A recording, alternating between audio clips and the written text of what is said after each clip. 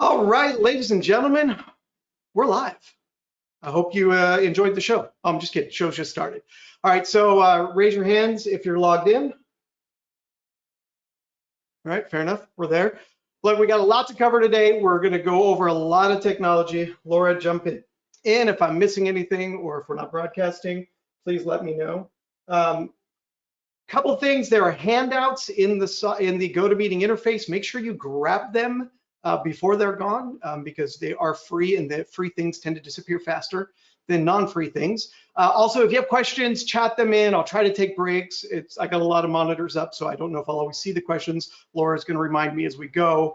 But we got a lot to cover today, so let's kind of jump into the fun parts. I know there's probably still more people signing on. If you're late, you can catch the replay later. Okay, first thing first, today's nerd shirt is brought to you by Jurassic Park because if man can create monsters, well then hopefully they can end them as well. So with that, we're gonna put Corona on the shelf for a couple hours and talk about technology, my favorite thing in the world. All right, so listen, today is about communication. How we communicate as a company, how you communicate as a school, as a teacher, as a preacher, as a corporation, right? And utilizing the tools and technologies available to communicate better, engaging ways. So we're definitely, what we really want to showcase is using all these tools like Zooms and Teams and all those and making the conversation better, and making it more engaging and interesting, right? And so for many of us, using GoToMeeting, WebEx, Teams, Skype, all these different platforms out there is nothing new. I mean, literally, I sit on 3 or 4 of these conversations a day. I have every one of those platforms loaded up on my laptop because I'm using them constantly.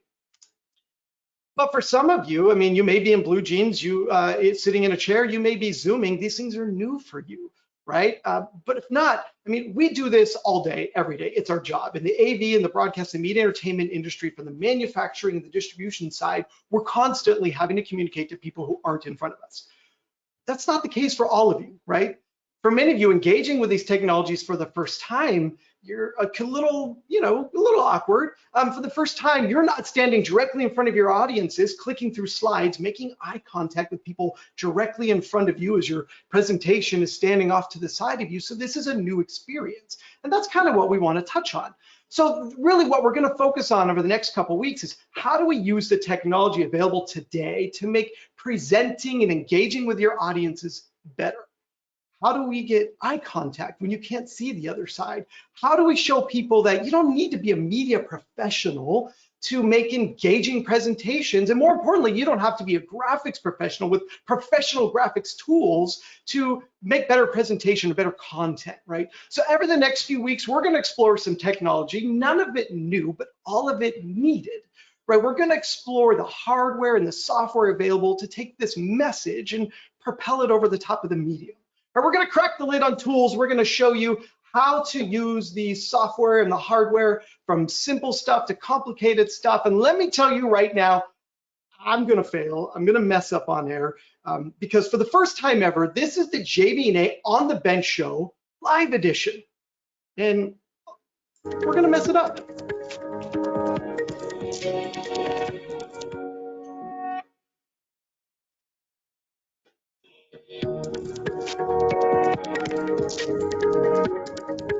All right, we're back. So every show has to have the obligatory video intro. That was mine. I hope it was fun and enjoyable for everybody but me.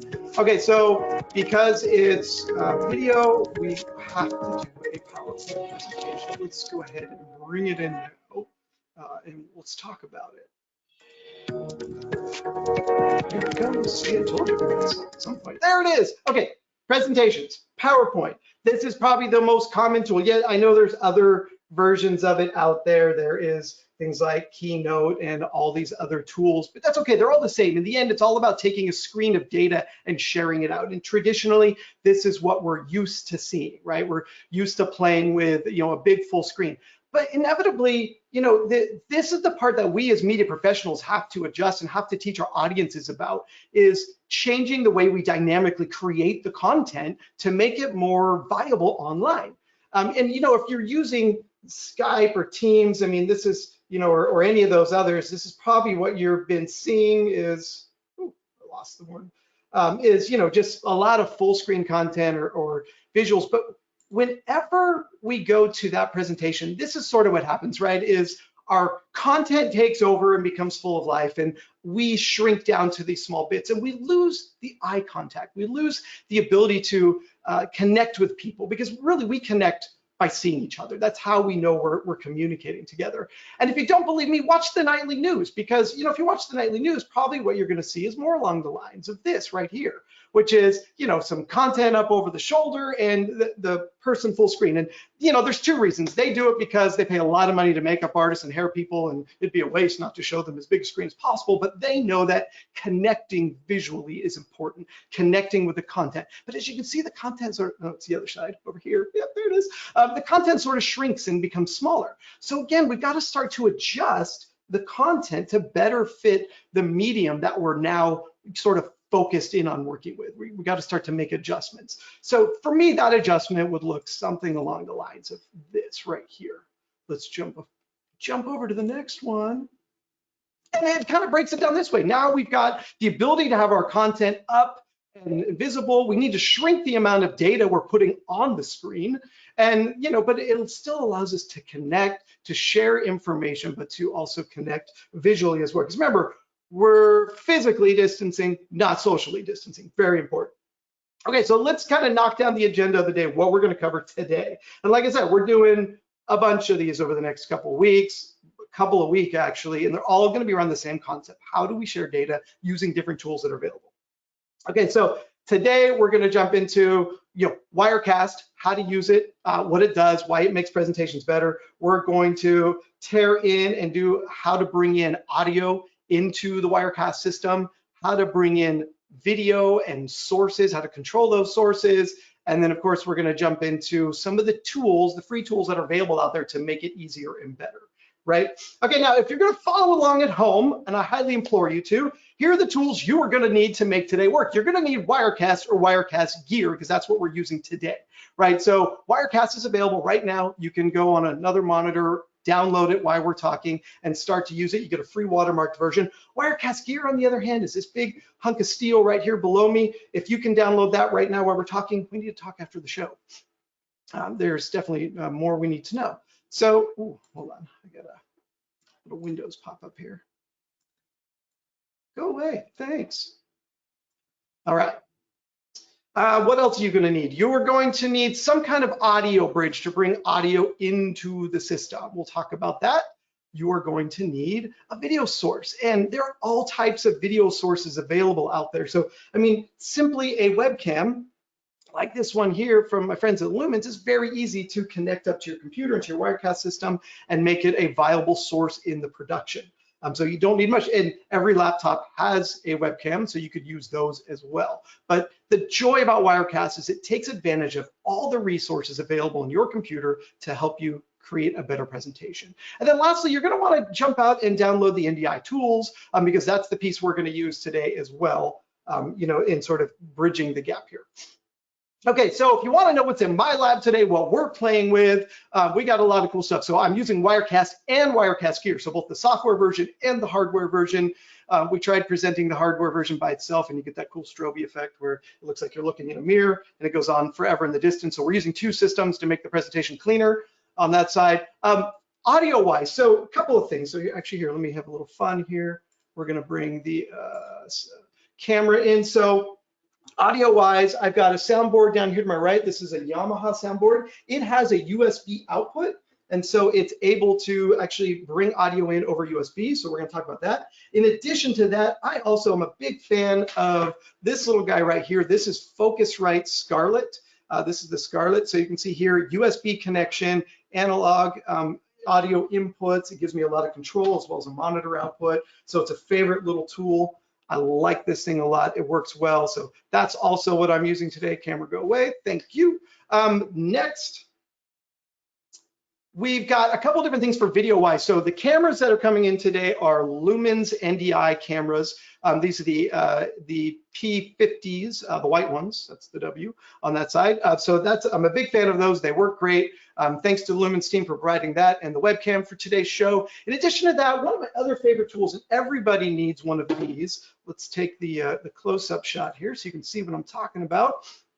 If one of your cameras or if your source already isn't NDI enabled like mine are today, then what you can look at is bringing in the Osprey USB video bridge. I love this tool. It's really easy to use. It's native to all the conferencing applications like Zoom and Teams and Skype. It just becomes a resource for Wirecast or your computer to see, but it allows you to bring in any HDMI source and output it as USB. No software required, no additional power required, just plug it in and it works. Now, the reason I like this one and why I'm a big fan of it is because it has a built-in scaler. It has the ability to take a 1080 or a 720 or even smaller and scale that image up to meet the requirements of the software application or the conferencing application, or scale it down, right? So if I'm coming in with a 1080 camera, but my conferencing software only likes 720, this little guy takes the overhead and the workload of that so that your computer and your software doesn't have to do that, which kind of crushes down on delay and other problems that might erupt in there. So big fan of that little product right there. They come in SDI and HDMI variants, so any camera that you have can be used with one of these. So keep one of those in your back pocket at all times. They're very valuable, but it allows you to bring in other types of sources. Lastly, you're going to want to grab the NDI tools packet. So if you jump out on, let's switch computers for a second. If you jump out on the World Wide Web and go to ndi.tv.com, or ndi.tv/tools, which is listed there, you will see the URL, Copyright New Tech 2020. This is an important package to download. I will show it to you right now because it's more fun to see things rather than just talk about them. All right, so here's where you get these. Download the latest version 4.5. Most importantly, you're looking for, when the installer happens, you want NDI monitor and NDI scan converter, two phenomenal tools that everybody should have on their computer, as well as virtual input, which we're going to cover kind of the basis of virtual input in the coming weeks on one of our other shows. But that's a great one to have. You definitely need to download that tool set right there. Okay, enough of PowerPoint. Let's get out of PowerPoint for a minute. Let's get out of PowerPoint. Let's talk about the technology. All right, so let's jump into Wirecast and get the show launched. I told you we were going to actually fire things up today and use them and kind of make it work. I'm going to walk you through how to build a very simple show, in as quick as fashion as possible. So the first thing we got to do is launch Wirecast. If you're still waiting for yours to download, my apologies. Get faster internet. And then you'll be happier next time.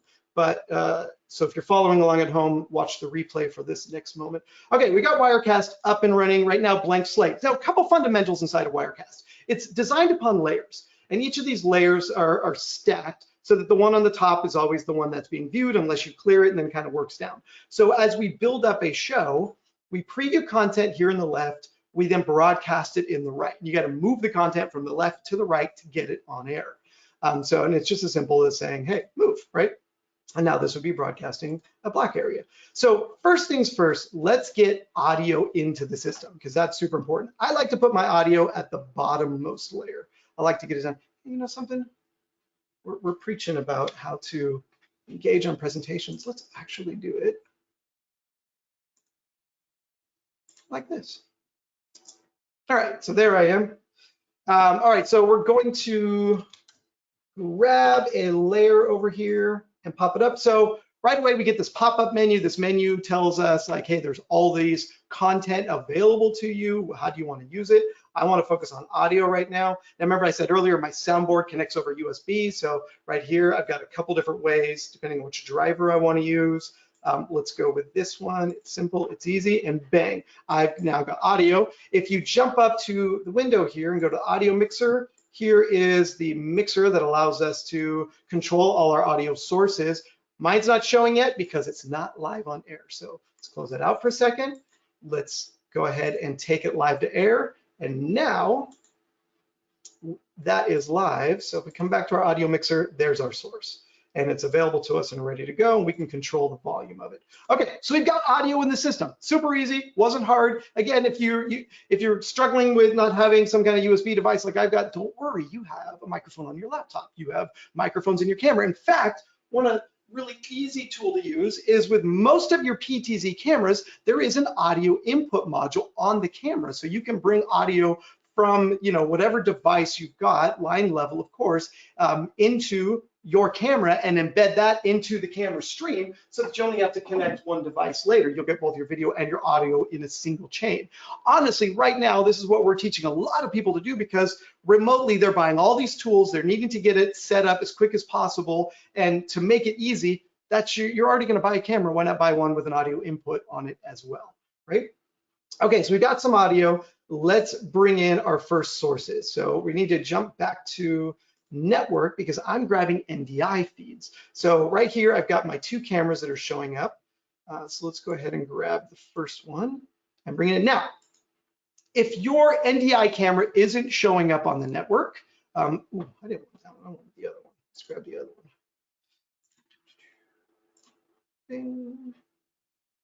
3, 2, 1. All right, if your camera isn't showing up on the network, you're gonna need to find it. Now, there's a couple ways you can find your NDI source.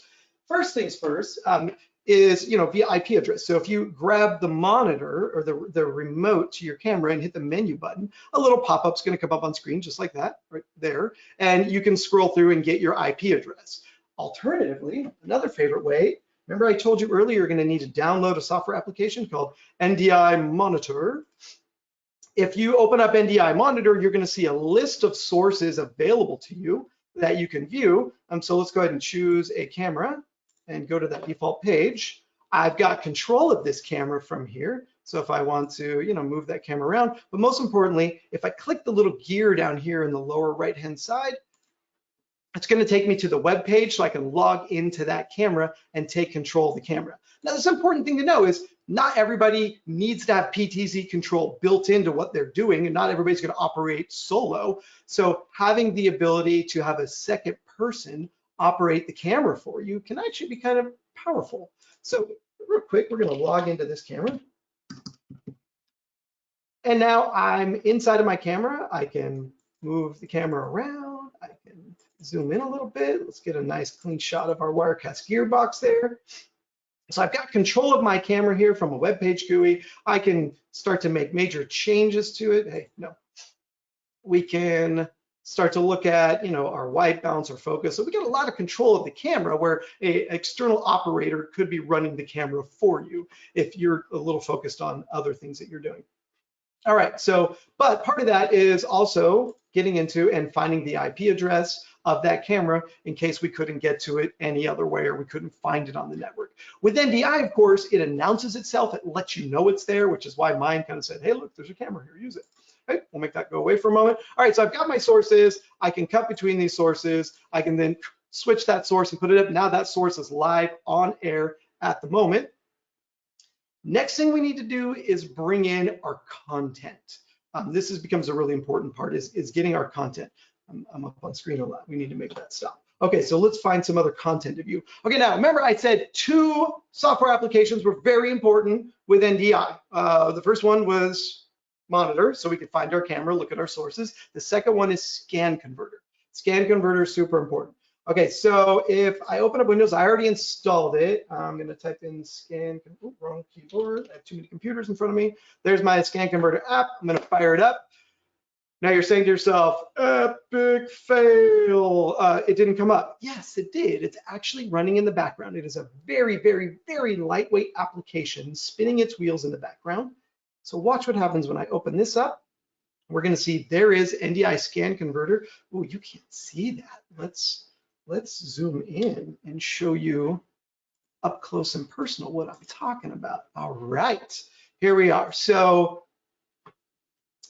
there is Scan Converter sitting there. If I right click that, we can see all kinds of options. What Scan Converter doing is taking my computer screen and it's broadcasting it as an IP source using the NDI protocol. So it's making it available to my Wirecast Gear system as another source on the network. I can control the frame rate, I can decide which monitor, and I can even do a really cool thing called region of interest. And that is exactly what we're doing right now. Rather than seeing the whole screen, we're kind of shrinking into just a portion of the screen so you can get only what you want to show. It's great for scraping YouTube and other types of content into your show without bringing all the ancillary data. So I'm now presenting that content. Let's go back to a bigger screen.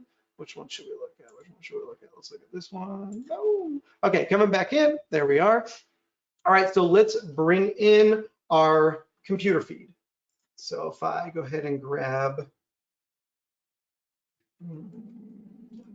let's get to a decent slide. I'm going to bring this in. So I'm going to grab my MacBook and bring that in. 3, 2, 1. There it is. It's available to me. It's right there on screen. I can duck through some slides. All right, and make that source available. All right, so I've got my source up. Now notice I'm kind of stuck in that great frame right there where it's content that was prepped for this type of show or this type of webinar. Let's get rid of me for a moment because you don't need me. Switching computers. There we are. Okay. All right. Now we're cooking with fire. Okay, so we've got 2 images up right now. One going out live to the air, one staying local to their audience. The first thing we want to do is we want to actually merge these 2. So with the computer signal up, I'm going to jump over to the layering features and I'm going to add an additional layer into this source here. And it's going to be my camera. Which one do I like? I like the center camera. Let's add the center camera in. So over the top, now right away it took over the screen. So I need to mess around with it. I'm going to go ahead and move it. Now, one of the cool things about Wirecast, watch this. I'm just going to go ahead and say, ooh, look at that. I can preview things kind of live on air. So we need to cut some of me out of the picture. Let's go ahead and take a big chop right out of that. There we go. Look how quick, 30 seconds. We've got a nice composite now with PowerPoint and my presentation up. And if I want to go ahead and take this to air, those animations make it very smooth, so it's not jarring and it's not, frustrating to watch this or to kind of see it get clunky on air. By using the smooth transition, it just kind of moves everything along very simple, very easily. Now, we've got control over the camera as well. Notice I cropped my camera down, but if I'm slightly out of frame, so if I grab my camera now, there are PTZ controls built right into Wirecast. So we're going to slide this over, and we need to change the protocol there. Remember I said earlier, sometimes you need to have your IP address available. There we go. There we go. All right.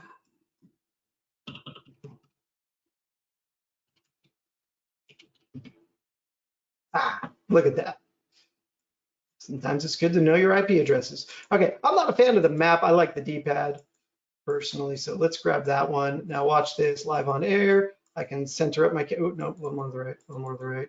Let's get the Corona bottle in there. And I've got control over zooming him in. If I want to get a little close up with me there in the presentation. So you can see now we can kind of zero in and get exactly the type of presentation we're looking for. We're doing it live on air, but you wouldn't ordinarily do that. Once that's done, I can actually bake that into a preset so that not only do I have a preset of the camera position, but the camera shape, size, and location on the screen so that it's right here where we can switch back and forth. Let's clear that layer, switch back and forth, and kind of take that live right on air. So let's clear that layer, take this camera, we're going to take it live, and then we're going to come back to our composition, and we're going to take it live. All right, so what have we been in here? We've been in 24 minutes. We've installed Wirecast, got it running. We've brought in some audio sources, some NDI sources. We've brought in content from our laptop. We've brought in audio, and we made a composite in a very, very short amount of time. So we've done a lot in this little window here of time. Now we need to get it out. So even though I've got my content in the right screen and it's broadcasting, it's sort of broadcasting to no one right now and nowhere. So the one thing we need to do is we need to go up to the output menu. Now, that's a little far away. Let's get you a close-up of that so you can see what it looks like. So I'm gonna grab a new screen here. Let's jump up to this one, clear some layers. All right, there you are. And you know what, we don't need to be right down there. Let's pull this out of the way. Okay, so output settings. These are really important. Now, Wirecast has got a really cool feature in here called virtual output. So if I get to my virtual camera out, I have the ability, once I fire that up, it actually creates the output screen that we're developing, or this composite layer, this presentation of sorts, and it's now converted that into an available source to any of my video conferencing applications. So be it Skype, be it BlueJeans, be it Teams, be whatever you're using, now that machine or that software can see what Wirecast is putting out, which is exactly how you're seeing me right now. I'm outputting virtual output, the virtual camera out, and the virtual audio output into the GoToWebinar interface, and you're seeing me in the webcam right now. So very easy to do, very easy to get set up. Once it's done, then it starts broadcasting and away you go. Now, other features that we've got inside of Wirecast that are worth using. Let's take ourselves out to a slightly wider shot here. Oh, no. There we go. The ability to record meetings, the ability to stream to other locations. So I can stream to YouTube, Facebook, other CDNs simultaneously. I can take this into BlueJeans, Skype, Teams, WebEx, whatever platform is a software-based application, we can port our content output into that system and make it available to be seen on screen, right? In addition to that, we've also got the ability to start recording. So if we want to record this session, record this meeting, we can use Wirecast to record it to a local hard drive and make it available. One other feature that I'm really fond of inside of here is, let's say you're broadcasting out and you want to bring somebody into your session. There is a product on here called Rendezvous that you get access to. Rendezvous, actually, there's the interface popping up right now, allows you to create a link, send that out to anyone, and it now will allow their computer, their webcam, their microphone to be broadcast back in as an available resource inside of the Wirecast system. So now we can do remote interviews, remote production. If you're a church, you want to interview a missionary far away. If you're a school and you want to bring one of the students into the production remotely, it just gives you all this flexibility without having to jump into a bunch of third-party hoops, right? So we've got the ability to create a composited layer of image. We've got the ability to mix our content within their system. We can bring remote people in, we can mix different audio sources, and we can broadcast it out over all the software applications available, or just onto the World Wide Web and record it locally. This is a lot for a very inexpensive software application, which is why we like Wirecast Gear as a tool to get started, or just Wirecast, as a tool to get started in creating better presentations. But the most important feature set, and remembering, is that we need, in doing this, we've really got to get comfortable with the concept of changing our presentations, changing how our content is viewed, and how we develop our content, because it needs to be wrapped up in a way that makes it possible to do this, which is, again, why I kind of like the idea of looking at PowerPoint for this, because we don't need to dive into chyrons and all these expensive, complicated graphics engine. If you're a sports broadcaster, a big time broadcaster, by all means, you're going to want to use that. But if you're an everyday Joe looking to make your presentations better, looking to make your content more interesting, looking to connect with your audiences face to face while being able to share a presentation, left side, right side, very good, then this is an easy way to do it, and everybody already knows how to use these tools. All right, we've sort of walked through the fun parts. We walked through the tools needed. All these tools are available right now. You can download this and start playing with them right away, except for the hardware pieces that we showed you. So I guess what it really comes down to is, if you have any questions, we're going to open it up for some questions. I will open up the panel now to see if there are any. What's up, Nick? No, that's not a question, Mr. Hatch. That is a That is a welcome. Awesome. Thank you. Stuart, you're welcome. Glad you were here. How heavy is the scan converter resource impact to run a graphics rendering heavy app or game and not have a huge performance impact? Great question.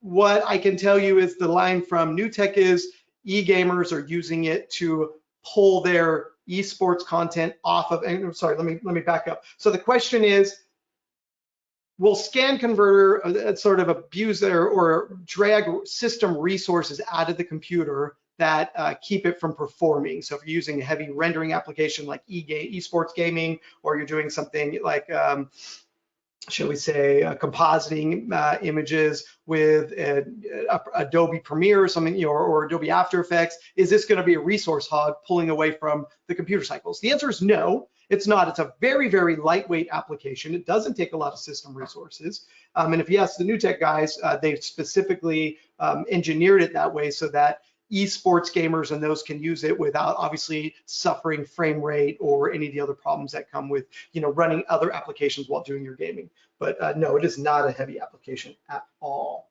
Next question. How many Rendezvous instances can we bring to Wirecast in a given stream? So Wirecast Pro supports, standard Wirecast software supports 2. Wirecast Pro supports 7. However, think about this. You're broadcasting out, you're broadcasting in, you're gonna definitely want to take advantage of a good network. So first rule of thumb is don't be wireless, be wired at all times. Make sure that your computer's connected to a good gigabit Ethernet switch. Don't be on the wireless system. Also, if you're using Wirecast Gear, you have 2 Ethernet ports for a very good reason. Utilize both of them or add a second one to your laptop. But you can definitely do up to 7, but it is going to be a resource hog in terms of bandwidth because you're talking, possibly 3-4 megs per stream at that point on that side. Next, can I bring in a YouTube video while I'm streaming? Copyright laws withstanding, yes. You could use Scan Converter and bring that in. So Scan Convert the YouTube stream and bring that in. There is the ability to showcase a live web page through Wirecast as well. But ideally, I would say pull it up on a separate machine using NDI Scan Converter and bring that source into your system. And you have control over the audio that would be coming in with that at the same time. Does the A50PN support microphone level input? No, mic level, no. Wait, good question. Hold on. Let's answer that question. Let's actually look. Audio, type, audio enable. Sorry, I'm actually looking at the screen. Yes, it does mic and line in, but it is on the mic in, I believe power is not present by any measure, so you would need to make sure that microphone is powered on that side. But it does support both. Thank you for asking that, Jamie. You also get delay controls on the PN as well as volume controls, so you can kind of adjust on that side of it. All right, moving. How do you handle remote presenters conversing with the studio presenter and each other? So if you're using, too many keyboards again. So if you're using Rendezvous Audio Mixer actually allows you to create your own mix minus and transmit that back to the other side. You get some limitations in that, so it's not a true conferencing bridge where everybody's going to be talking together unless they're live on air, but you do get the ability to control what audio goes back to the other side. If you're doing a lot of conferencing, then I might look at a dedicated solution for that. But you do have the ability to control what audio is transferring back to the other side. But there are limitations in the amount you can do, in the amount of sources you can send back. Does this all work equally well on a Mac and PC? Yeah, absolutely. I've got Wirecast on my Mac. I'm running these two on a PC. It's the same software. NDI works the same. Virtual input, which allows you to do that virtual camera. The NDI version doesn't work there, but the Wirecast one does on a Mac. But you absolutely works equally well on both. You definitely want to look at the hardware differences. The Wirecast Gear solution that we have here in Office. So if we look at this bad boy right here, this one is enterprise. Ooh, focus in, camera, focus in. This one here is enterprise grade, so we're talking Xenon processors, more RAM, SSD hard drives, more power. So, you know, it all is going to come down to the juice you give it. So if you bought the lowest grade Mac Mini, don't expect the power availability of a more, you know, enterprise level computer. But add RAM, you know, that's always my number one. Add RAM, boost the hard drive, those little things, and you should be pretty good. But you can do Mac or PC, no problem. Control PTZ using NDI instead of worrying about IP. ADI in PTZ control in Wirecast. Jamie, I'm not quite sure I understand your question, but yes, control. We have control. So control-wise, you have the choice. So inside of Wirecast, we have control of our PTZ cameras. Over a couple different protocols. IP-wise, you know, there's a few already baked in, but there's NDI protocol as well. So we can just use the native NDI, which is automatically going to connect over the NDI. So the way NDI operates is it announces itself. It says, I'm here, I'm a source, and I carry other layers of control with me. So once I connect a source via NDI, it will allow itself to also grab control of that source as well. Or we can use standard Visca UDP controls, which we would need to know the IP address. Oh, I see. You were correcting me for my earlier mistake in choosing the wrong pull down. Thank you, Jamie. I appreciate that. There we go. What's the legality of using the screen prop on YouTube or other content? I'm assuming you need to make sure you have the explicit consent to stream that content. Yes. The answer is yes. You absolutely need to make sure you have consent. However, it's YouTube. Are you rebroadcasting it for your own purposes? Are you just presenting a great video that you want all your friends to see? You know, I mean, if you're making money on it, I think that changes the delta, but the concept, you need to look at the terms and conditions inside of YouTube, but I don't think there's a major issue with just rebroadcasting unless it's a, you know, paid broadcast or something along that lines. Look up fair use laws. I think that would be the safest way. Limit of inputs on Wirecast standalone app versus Wirecast hardware. To my knowledge, there are no input limitations. I think we could go on the website and see what the specifications state in terms of number of inputs. But in terms of the physical hardware, you have a physical limitation, depending on which box you buy, of 4 or 5 inputs. But as far as the software version goes, Telestream.net. Let me show you guys what I'm seeing. Screen for Wirecast. So when we look at the 2 versions,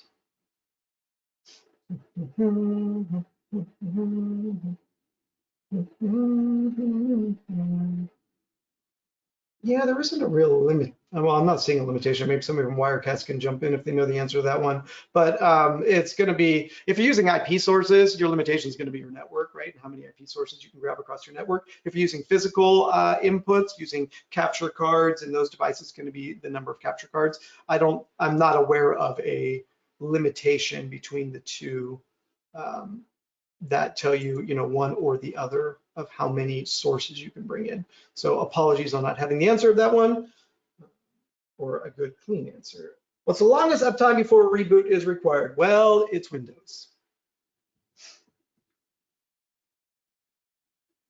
I reboot every day just because it's Windows.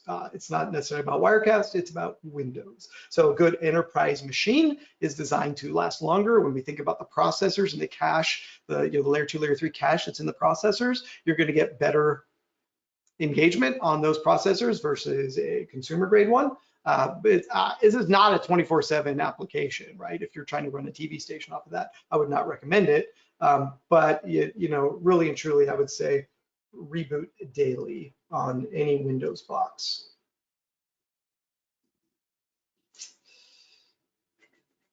How does Livewire? Oh, I'm assuming you mean Wirecast. How long does Wirecast? What does Wirecast cost? So Wirecast software is $5.99 and $7.99 for buying the software flat. The gear boxes come in different versions and at different price points. They're all available on the website. The watermark version is 30 days, and you can get that in play with it off the website. Mr. Kiss, is the Osprey basically a video capture device with HDMI in and USB out? A straight capture device. Show is going well. Thank you for saying the show is going great. I appreciate that. The Osprey device is a capture device. Now it doesn't have native capture software in terms of, you open it up and the software says record, but it allows you to bring a resource into your computer and make it available as a UVC or UAC device to your computer system, which means any recording software that you have is enabled to be able to see this as a source, right? So if you're using, any kind of capture software, then if that capture software can see an IP source or see a resource within your system, then yes, you could record with it. It does not do NDI conversion. We have different boxes for NDI converters. This just merely brings it in. There is a bit of software you can get from NewTek that will take the output of this on your local system and flip it to an NDI source and broadcast it back out. But at that point, might as well just buy one of the NDI Sparks and get it done, easier.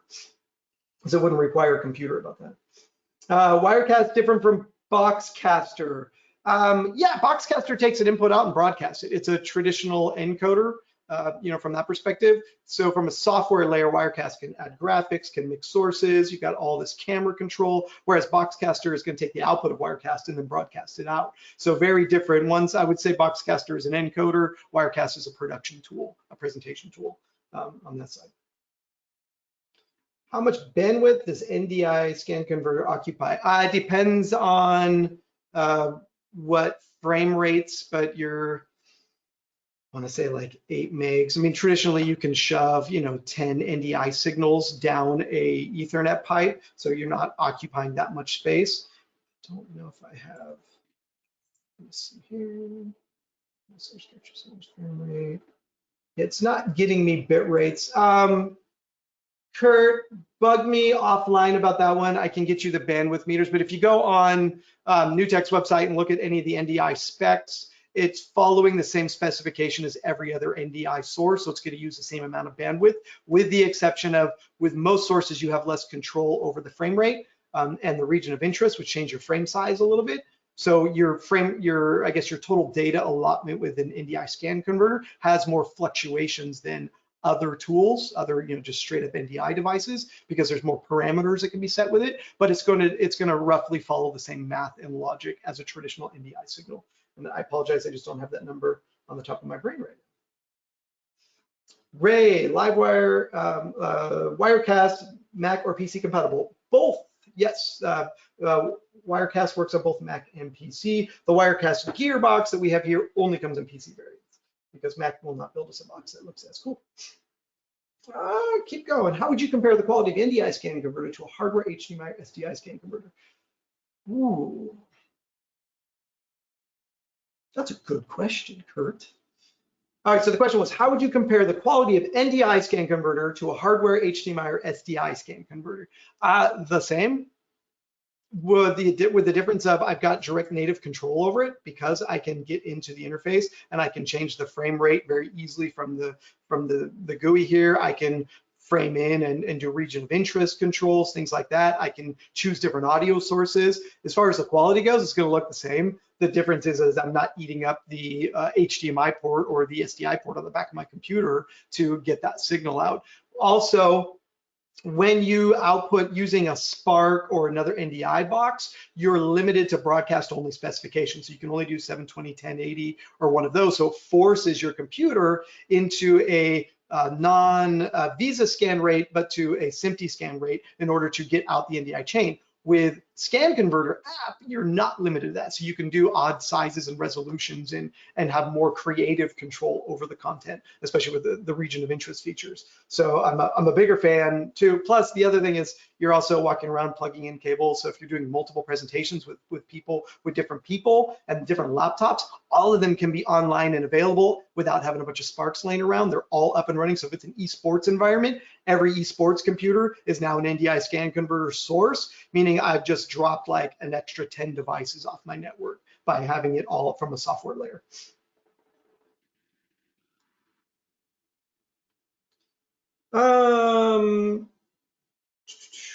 Wirecast software with Mac and PC. We answered that one. It is both, but Gear is only available as a PC. Hardware solution you can buy. Can Wirecast do up to 4K? I think it's resolution independent. Output setting. Oh, wrong one. It's a great question. Sometimes I don't even think of these questions. I try to be prepared for every question you might honestly answer for me. And then somebody stumps me with one.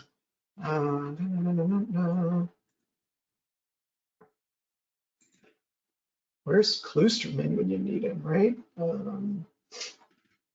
I honestly don't have an answer for you on the 4K because, 80% of the world is still 1080p and 4K is kind of coming into its own right now. But enhanced production, maximum projection and encoding resolution, 4096 by 4096. The answer is yes. Yes, we can do 4K. Yes.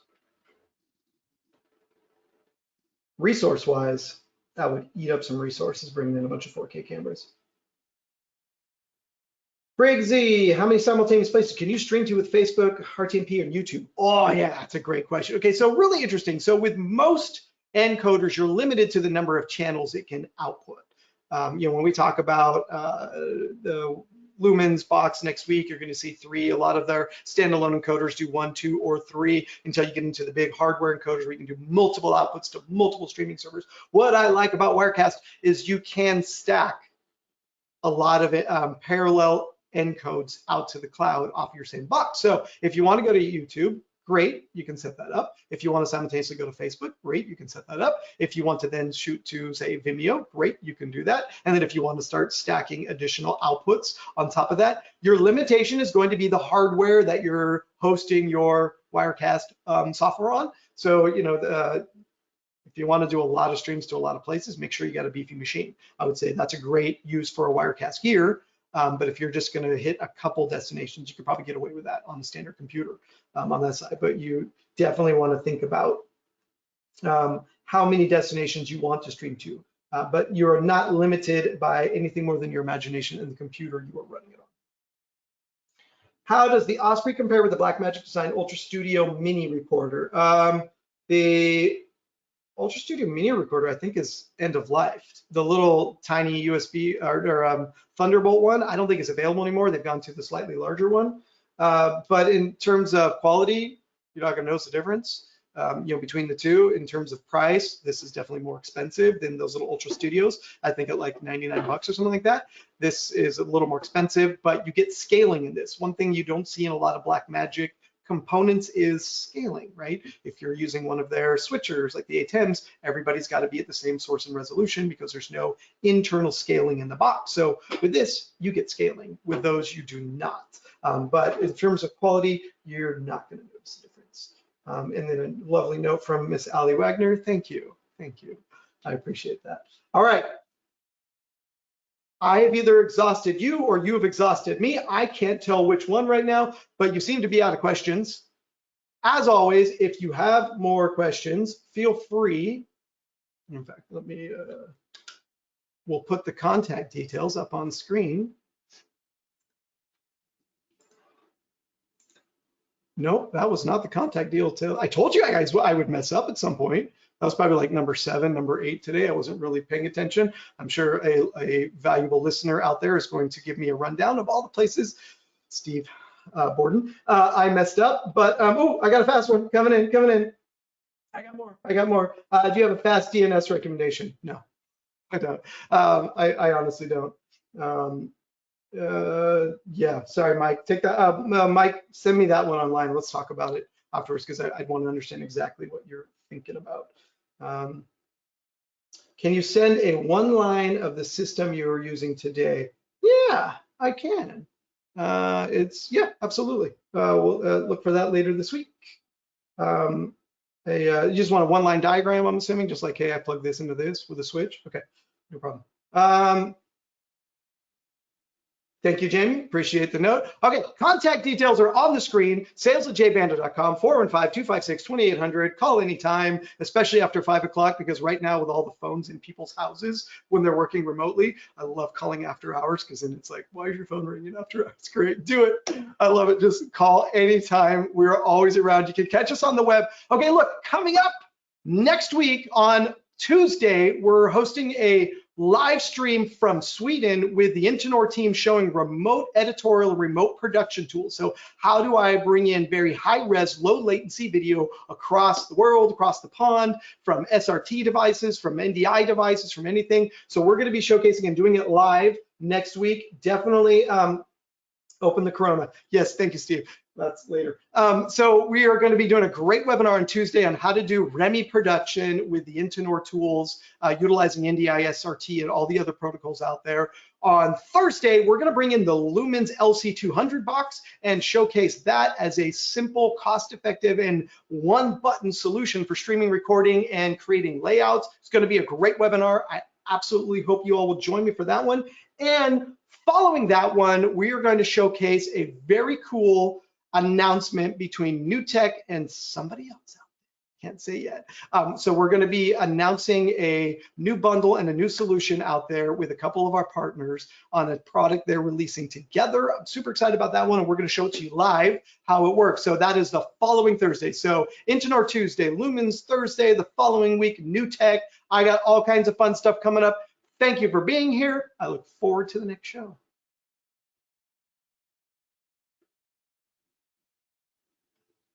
How do I turn this off? It won't go away.